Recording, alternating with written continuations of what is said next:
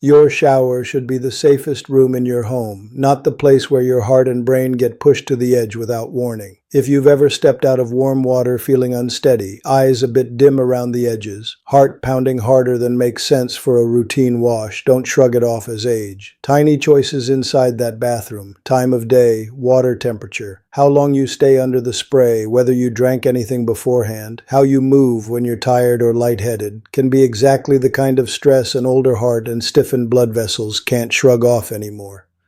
Stroke doesn't always arrive with a dramatic headline. It sneaks in through ordinary habits that used to be harmless. The good news is you don't have to give up comfort. You just need to give your body gentler transitions and more oxygen when it needs it most.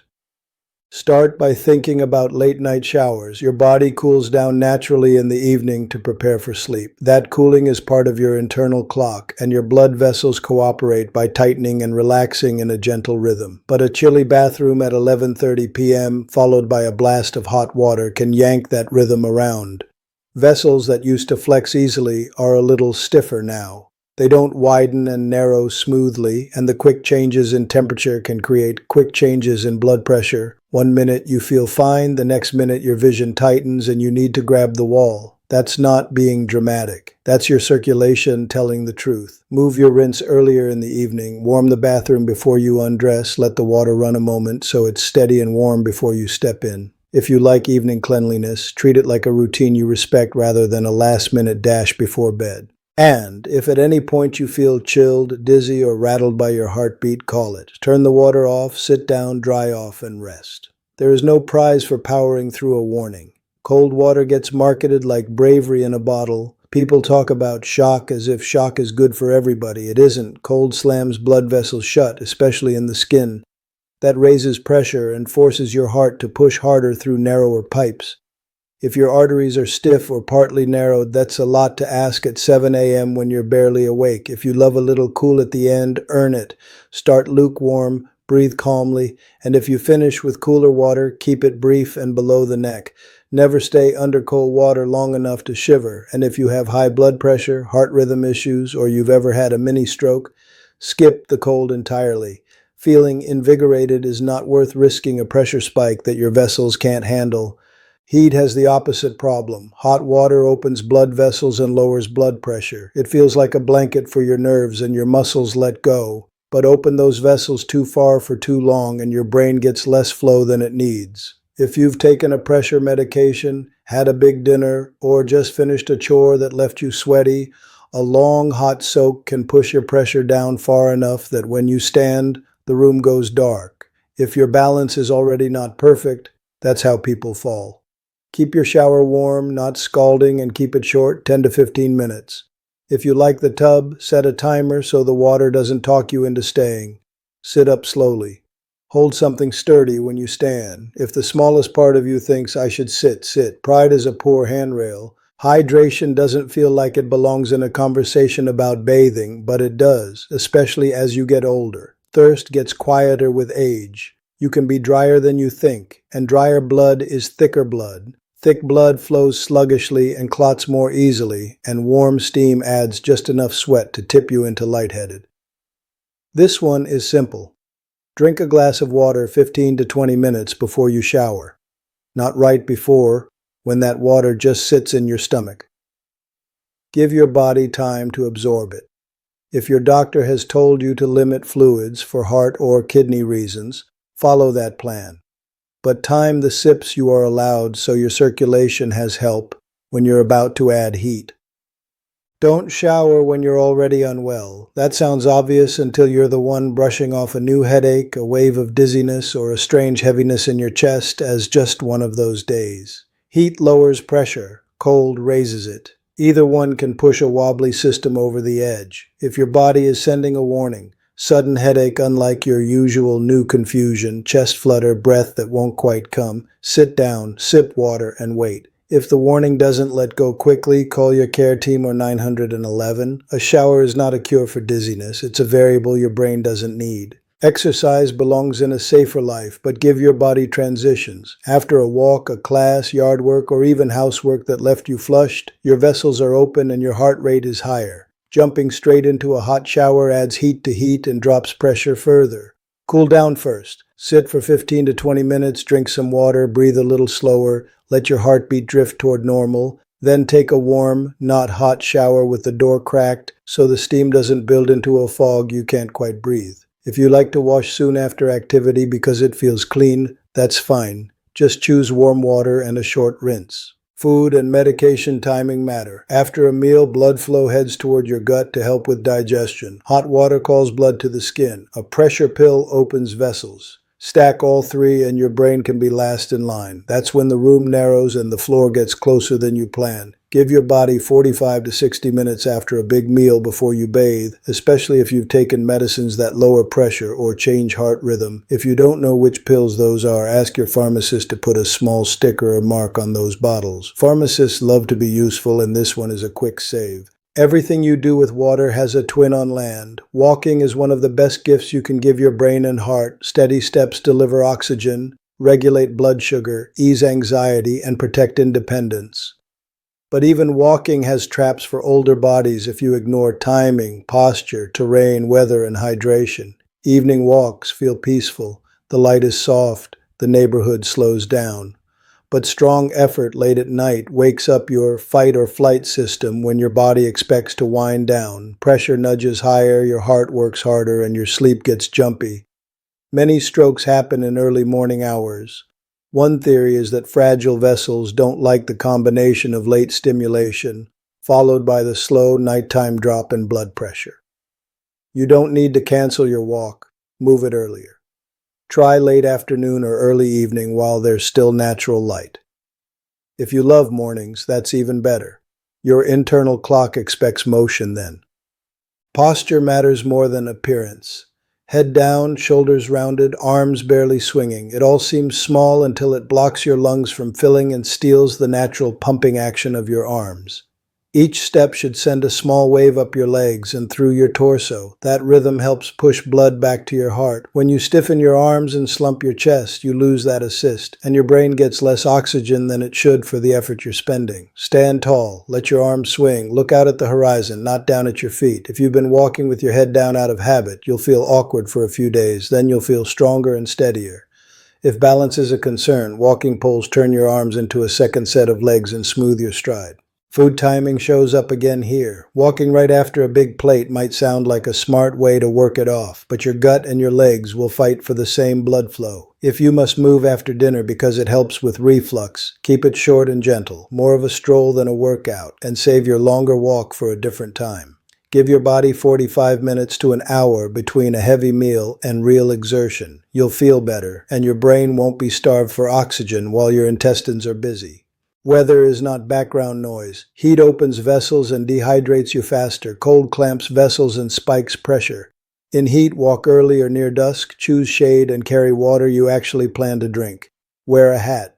In cold, layer up so you can peel off as you warm. Warm up indoors with a few minutes of marching in place and gentle arm swings before you step outside. Cover your ears and hands. Keeping the small vessels warm helps the rest of your system behave. If your chest feels tight or your breath judders in the cold, turn back. You don't owe anyone proof of toughness. Terrain can trick you into overdoing it. Flat sidewalks and tracks feel safe but boring, so we look for hills. Hills are fine when your pressure is stable and your pace is patient. They're risky when you surge uphill to beat a time, lean forward and hold your breath, or charge down with stiff knees and tense hands. The problem isn't that a hill exists, it's that sudden, sharp effort spikes pressure and asks brittle arteries to stretch fast. Choose flatter paths most days. When you do hills, shorten your stride, keep your shoulders loose, and add rest points on purpose. If your doctor has told you your blood pressure runs high or unpredictable, keep hills for company days when someone you trust is with you. Hydration is the habit that pays off twice, before and after you move. A glass of water before you lace your shoes and another when you return prevents the quiet dehydration that thickens blood enough to make clots more likely, especially at night when blood flow slows. If your clinician limits fluids because of heart or kidney conditions, don't push beyond your plan. Instead, ask how to time your sips around activity and bathing, so you get the most help when your circulation needs it. Now turn to the quiet danger almost nobody takes seriously because it looks like comfort, sitting still for long stretches. Sitting isn't the enemy. Stillness is. Blood that doesn't move pools in your calves and behind your knees. Veins expand like lazy rivers, and lazy rivers deposit silt. Your blood does the same with clotting factors. That's how clots form. You don't need to stand every 5 minutes. You need to interrupt stillness. Set a reminder every 30 to 60 minutes. When it goes off, stand, stretch, flex, and point your ankles. Roll each foot, march in place for a few seconds, refill your water, or use the bathroom. Small movements count. They wake up the calf muscles that act like pumps and send blood back where it belongs. Crossed-leg sitting looks polite and feels normal. The problem is the squeeze at your knee where veins and arteries pass. That squeeze nudges pressure up while you're seated and makes it harder for blood to return efficiently. You don't have to ban it. Rotate it. Spend most of your sitting with both feet flat and your knees level with or slightly below hip height. If your chair is low and your knees sit higher than your hips, add a firm cushion.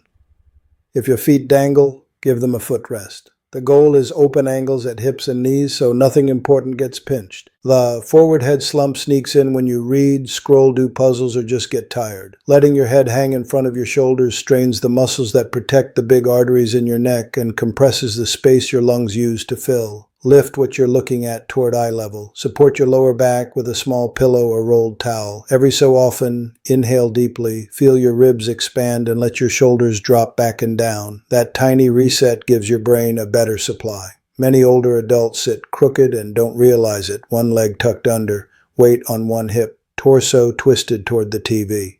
Over an afternoon, that tilts your pelvis, irritates nerves, compresses vessels, and leaves one foot colder than the other.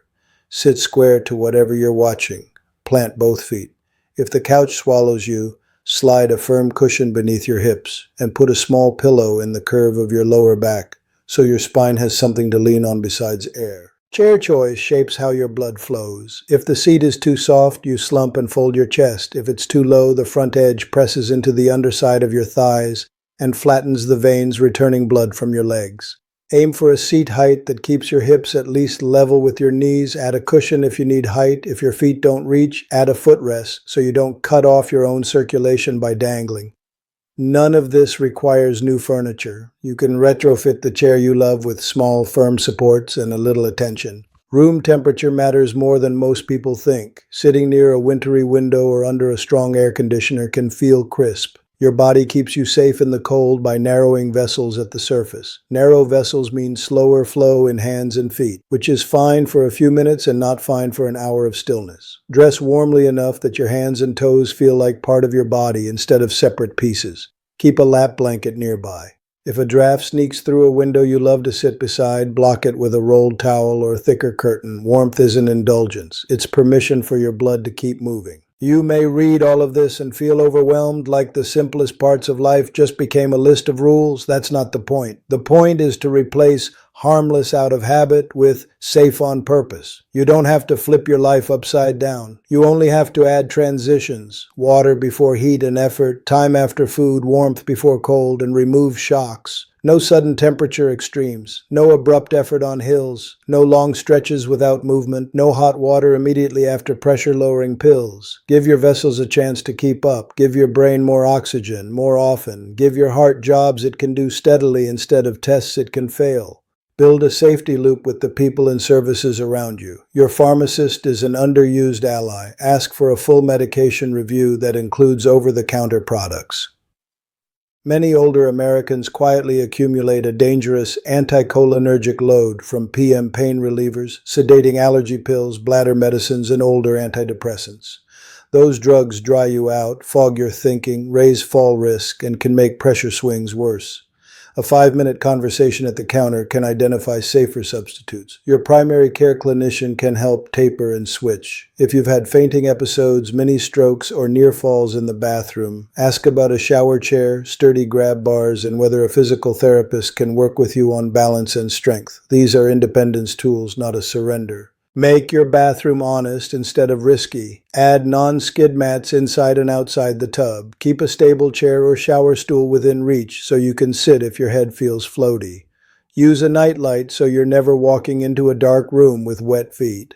Don't lock the bathroom door. Hang a sign if you need privacy. Keep a charge phone within voice range. If you ever feel something suddenly wrong, face droop, arm weakness, slurred speech, call 911 immediately. Don't lie down to see if it passes. When stroke is the threat, minutes are brain. Choose walking routes with your real body in mind, not the body you wish you had. Identify flat, shaded paths for hot days and wind-sheltered ones for cold days. If a street slopes more than you remembered, turn around rather than push through. Plan a bailout shortcut so you can cut the route in half on days you feel off. If you like walking with a podcast or music, keep the volume low enough that you can hear your own breath. Your breath is data. It tells you when to slow down before your legs do. If you live alone, make your routine visible to someone. Tell a neighbor which porch light means up and okay. Ask a friend to text in the morning and agree you'll reply by a certain time. That's not babysitting. That's a safety net. Put a laminated card by the phone with your address and these words. Call 911 for face droop, arm weakness, speech trouble, sudden severe headache, sudden vision loss, sudden confusion, dizziness with one-sided weakness, or a fall with head injury. When fear scrambles your thinking, having the right words in front of you matters. Understand the moments where doing nothing is the most dangerous choice you can make. If a shower or walk or quiet afternoon suddenly turns wrong, your smile won't work on one side, your arm won't lift, your words come out tangled, the worst headache of your life detonates. Call 911. Do not drive yourself. Do not wait to see if it gets better. Emergency teams in the United States can begin stroke care faster than any private ride. The treatments that save brain cells have clocks on them. When you hesitate, you lose cells you can't replace. It's tempting to look back and say, I've done this for years and I'm fine. Maybe you are. Maybe you were lucky. Aging changes the rules whether we vote for it or not. Vessels stiffen, nerves fire a little slower, blood gets a little less forgiving. What was harmless at 40 can be risky at 75. That's not failure, that's biology, and biology rewards those who adapt. You don't need brand new habits, you need gentler versions of the ones you already enjoy. Showers that are warm and brief instead of hot and long, walks that are earlier and flatter instead of late and steep, sitting that gets interrupted instead of stretched into hours, rooms that feel pleasantly warm instead of bracing, water in your glass before water hits your skin. Imagine telling a younger family member someday that you stayed steady not by chasing miracles, but by learning how your body works now, not then. You chose small, boring safety on purpose. You warmed the room first. You drank before heat. You waited after dinner. You stood every half hour. You sat straight. You layered up. You listened to your breath. You asked your pharmacist hard questions. You said no to the proud voice that told you to power through dizziness. You said yes to help when you needed it. That's not weakness. That's wisdom. That's how you protect the only brain you'll ever have. One careful shower, one well-timed walk, one thoughtful hour in your favorite chair at a time. Let's get practical. You don't need a new bathroom or a new body. You need a repeatable routine that removes shocks and adds gentle transitions. Begin by making the room friendly before you make the water friendly. Close drafts, switch on a nightlight or lamp so shadows don't play tricks on your balance, and set out what you'll use. Towel within easy reach, robe on a hook you can reach without stretching, non-slip mat in place. If you use glasses for distance, take them off at the last moment so you aren't stepping blind across tile. If you use a hearing aid, keep it dry, but don't isolate yourself. Leave the door unlocked and let someone know you're bathing if you live with others. Sips of water belong before the shower, not after you feel woozy. Drink a glass 15 to 20 minutes before. If you have fluid limits for heart or kidney disease, time your allowed ounces so a portion supports bathing. Now turn the tap and aim the spray at the wall, not your chest. Let the temperature settle at warm, not hot, and test with the inside of your wrist, not your palm. That skin is more honest about heat. If you have a small kitchen thermometer, you can learn what safe warm feels like on your wrist once and then trust your body after that. Most people find that water in the 100 to 105 degree range feels kind, while anything that stings, reddens, or fogs the room too fast is too hot. If you can reach your home's water heater, keep its maximum around a safe setting so nobody in the house has access to scalding temperatures by accident. Step in with your feet and calves first, then your torso, then your shoulders and neck. Let each region adjust before you move on. That sequence matters more with age because vessels close to the skin need a moment to cooperate. If standing has become an effort, sit. A sturdy, simple shower chair isn't an admission of frailty. It's a tool that trades wobble for ease. A handheld shower wand lets you keep water where your body tolerates it best instead of taking a full spray to the face when you least expect it. Wash in sections and rinse the floor behind you as you go so you're never standing on a slick film of soap. Keep motions compact and deliberate. When you turn your whole body rather than twisting at the waist. When you finish, turn the tap off before you reach for your towel so you aren't juggling dripping water and slippery hands. Dry your feet on the mat before stepping out, then sit to dry your legs. Don't bend to wrestle with your ankles while you're standing. It's the cheapest way to fall. Evening bathing asks for a slightly different rhythm. Go earlier while your home is still warm and give yourself time between the shower and bed so any brief pressure swings can settle while you're sitting, not while you're asleep. Warm a robe in the dryer for a few minutes so you don't shiver when you step out. Shivering is your body's way of narrowing blood vessels, which is the exact opposite of what bedtime wants. After you're dry, sip a little more water if your medical plan allows. Sit in a chair with good back support and breathe into your ribs. 4 calm breaths that fill your chest without strain, so your nervous system knows it's time to coast. If you miss the water at 15 minutes and you're already in the bathroom, don't try to make up for it by chugging a glass and jumping in. You won't benefit in time, and a stomach full of cold water in a hot room can trick your body into odd reflexes. Just postpone bathing by a few minutes, sit and sip slowly. If your medications tend to lower pressure after you take them, common with several blood pressure treatments, don't stack that window with a hot shower. Space them. The body you live in today appreciates space more than it did at 40. You'll notice this pattern of spacing and pacing shows up in more places than the bathroom. It also belongs in your walking life. Make a morning version for warm weather and a different one for cold. In warmth, change into lightweight layers so you can adjust without stopping. Put on breathable socks and shoes that cushion, not fashion shoes you once loved that now crowd your toes. Glance at the sky and the thermometer. If the heat looks honest and the humidity feels high, choose a route with shade and avoid long, unbroken stretches in direct sun. Stretching doesn't need to be dramatic. Ankle circles, knee lifts, a few shoulder rolls, and gentle twists where your head follows your eyes across the horizon. Start walking at a pace where sentences are easy, not a pace where you perform for your watch. Your breath is the governor. If you can't talk without gasping, slow down. Carry water and drink because it helps your blood, not because someone told you a number of ounces. If thirst is quiet, set a cue. 2 or 3 swallows at the 5-minute mark, again at the halfway point, again when you're nearly home. Cold mornings want a different script. Warm your hands before you go out. Gloves or mittens change your whole experience because warm fingers tell your brain, we're safe, which keeps your vessels calmer elsewhere. Cover your ears and the back of your neck. Those small surfaces make a big difference. March in place indoors for a minute or two until your joints feel oiled. Once outside, let the first block be slower than you think you need. Give your chest a moment in the cold air. Some older lungs twitch in cold. If your breath feels choppy, whistle breathe, a gentle exhale through pursed lips until the rhythm smooths out. Pick streets with less wind if you can. If you feel a clutch in your chest or your jaw, or if one side of your body feels clumsy in a way you can't explain, turn back.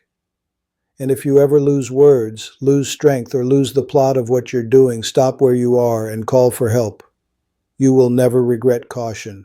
You may be thinking that these routines sound like a lot. They won't once they belong to you. Your brain likes patterns. Tie them to anchors you already have. Water glass beside your morning toothbrush, walking shoes by the door with your light jacket already on a hook, shower chair that lives in the tub instead of in a closet, a small towel rolled behind the small of your back wherever you tend to sit. Put a sticky note at eye level where you turn on the water, warm, wrist, wait, and another where you lace your shoes.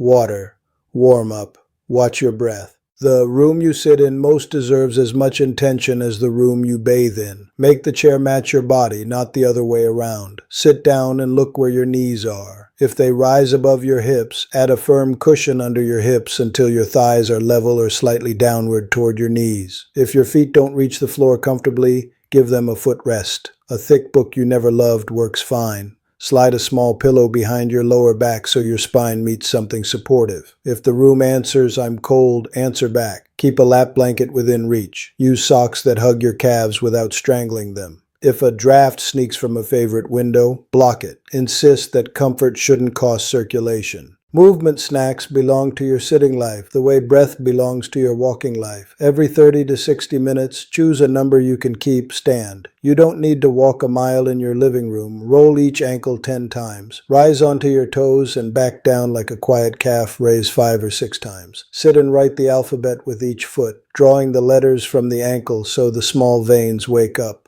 If your clinician has approved light compression socks because your ankles swell, use them. They help the calf pumps push blood home. If you live with someone, make a small pact.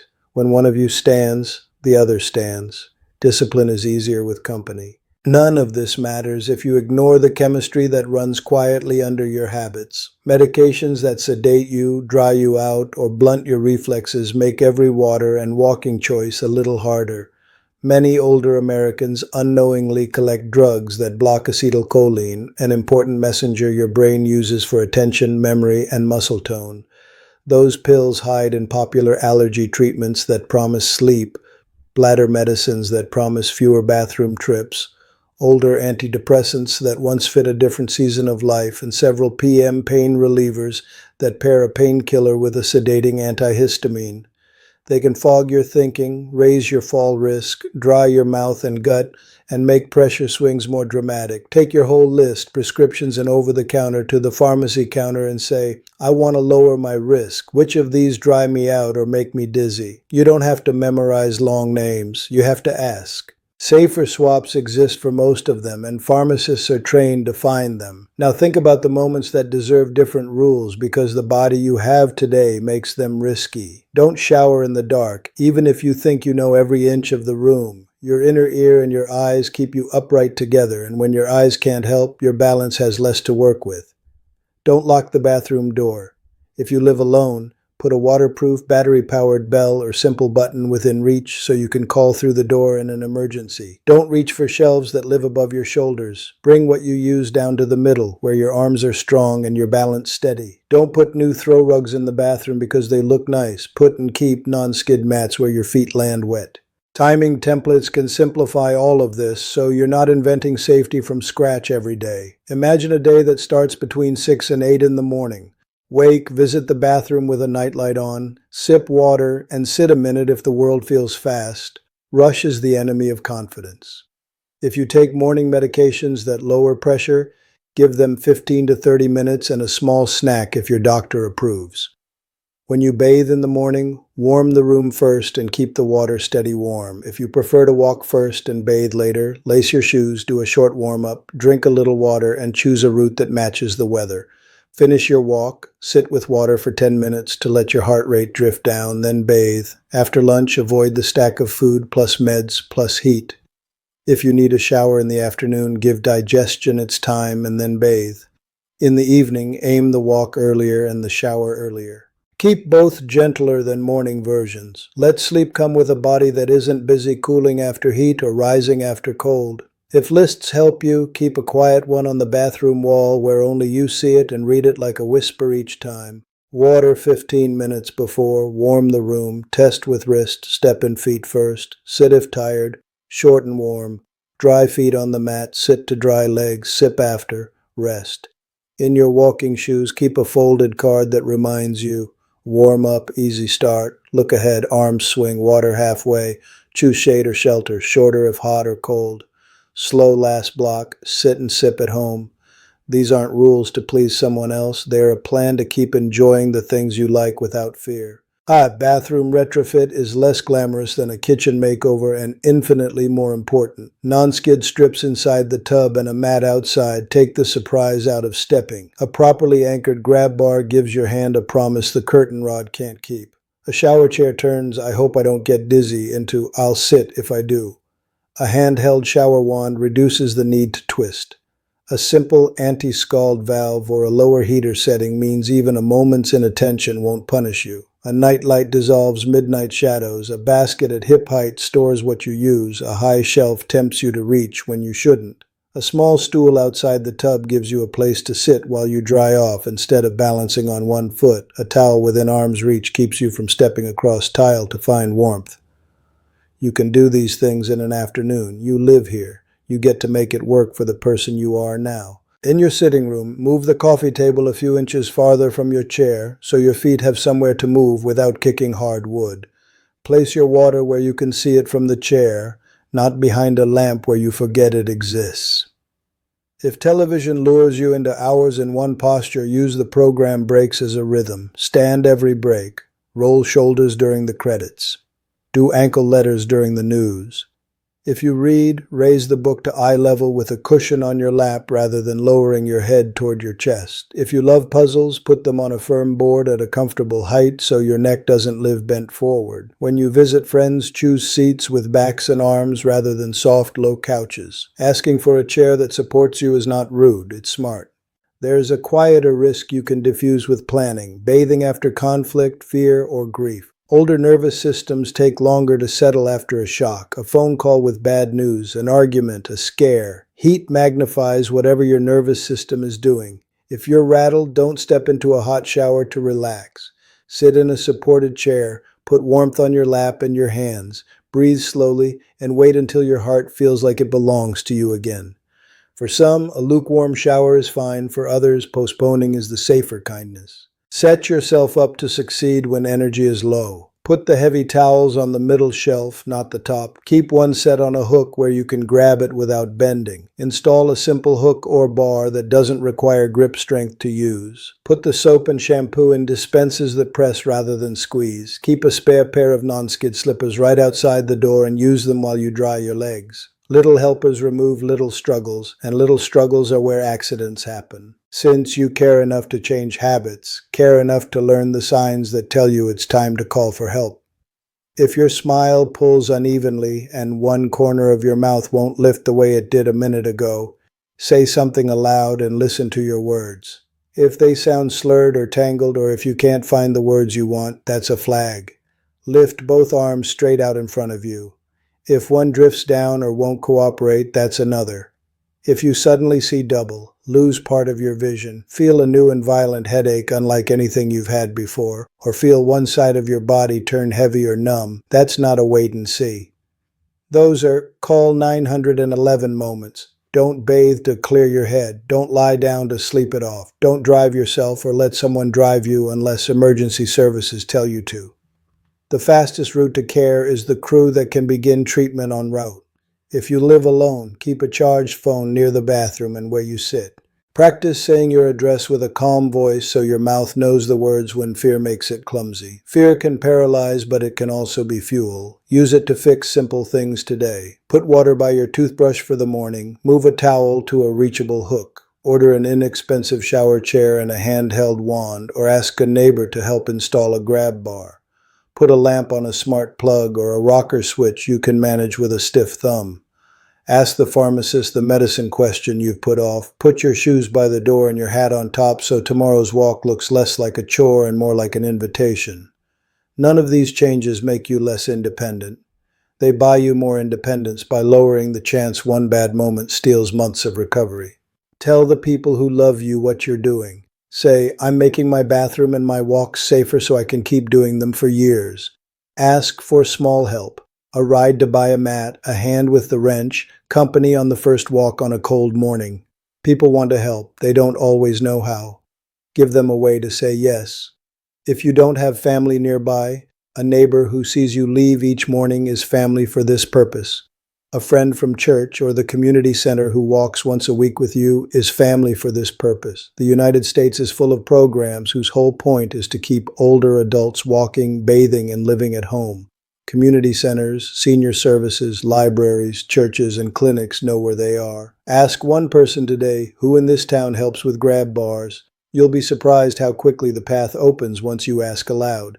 Under all the advice, here is the simplest idea. Your body now dislikes being startled. That's all. Every choice that reduces a startle, temperature, effort, stillness, dehydration, reduces risk. Warm the room. Choose warm water. Drink before you heat. Sit when you feel unsure. Step carefully out. Walk earlier. Walk easier on hills. Raise your eyes and let your arms swing. Sit evenly. Stand often. Keep warm. Ask for safer medicines. Learn your own early warning signs and promise yourself you will not argue with them. When your body says not like that, change the way, not the goal. It's easy to think safety steals joy. The truth is the opposite. Safety means you get to keep enjoying the morning water on your shoulders without a scare that changes everything. It means the path in your neighborhood stays yours, not something you remember doing last year. It means the chair by the window is a place for coffee and the paper, not the place you stayed because you were afraid of what might happen in the bathroom. The stakes are high. One fall, one faint, one clot at the wrong time. But the tools are small and human-sized.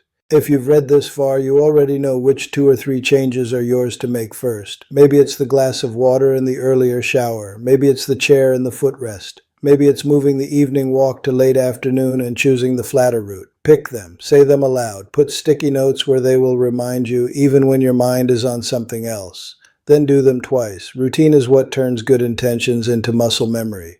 Tomorrow morning, greet yourself in the mirror before you turn the tap, not with criticism, but with a promise. Promise that you will give your heart and brain the gentle transitions they deserve.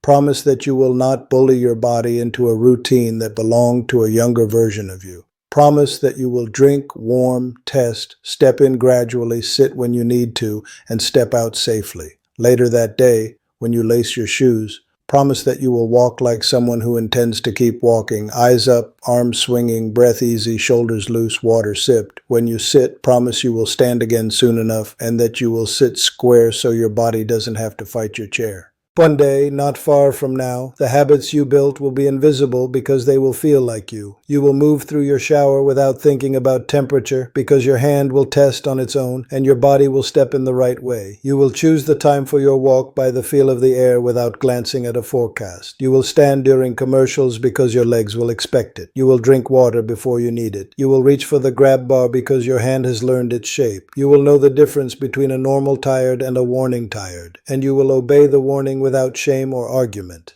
And you will be here, present, steady, still yourself, because you chose small safety over big regret. And that is the real point of all these words, not to frighten you for its own sake, but to give you the map to keep doing the ordinary things you love without letting them turn on you. A shower that restores without risk, a walk that clears your head without stealing your balance, a chair that supports without trapping you, a day that belongs to you every hour. The next time someone tells you, you're being too careful, smile and let them be young. You know better. You've earned the right to design your life to fit the body you have now, not the one you used to drive like a race car. You're not giving up anything that matters. You're trading bravado for durability, and durability is what keeps you at the table, in the conversation, at the window in the morning with coffee in your hand and the news on in the background, planning the walk you're still strong enough to take. If you needed a single sentence to carry with you into the bathroom, onto the sidewalk, and into your favorite chair, let it be this: no shocks, no rush, no stubbornness, just steady, warm, watered, present. Do that, and the odds tilt in your favor every single day.